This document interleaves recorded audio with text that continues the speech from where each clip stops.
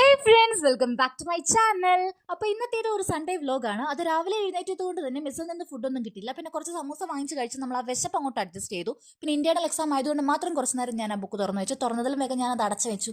പിന്നെ അവിടെ കിടന്നൊരു കമ്മൽ നമ്മളിങ്ങനെ മൂക്കുത്തിയായിട്ട് വെച്ചുകൊണ്ടിരിക്കുമായിരുന്നു. ആ കുരു അങ്ങോട്ട് അനുവദിക്കുന്നില്ല. എനിക്കിഷ്ടപ്പെട്ടു, പക്ഷേ വേറെ ആർക്കും അത്രയ്ക്ക് കൊണ്ട് ഇഷ്ടപ്പെട്ടില്ല. പിന്നെ അങ്ങനെ വന്നപ്പോഴാണ് എന്തോ ഒരു പാഴ്സൽ വന്നെന്ന് പറഞ്ഞ് ഇവിടുന്ന് ഒരു വിളി വന്നു.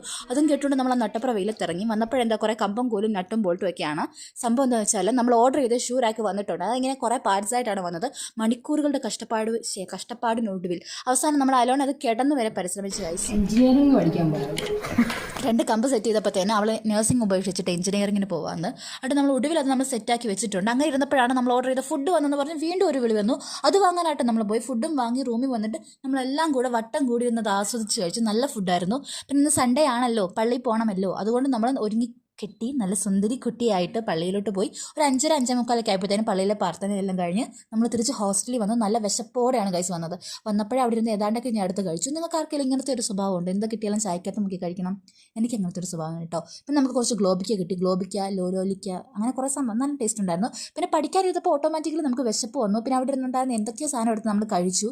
പിന്നെ ഇങ്ങനെ ചന്ദ്രനെ നോക്കിയിരുന്നു. അത്രയേ ഉള്ളൂ. Bye, good night.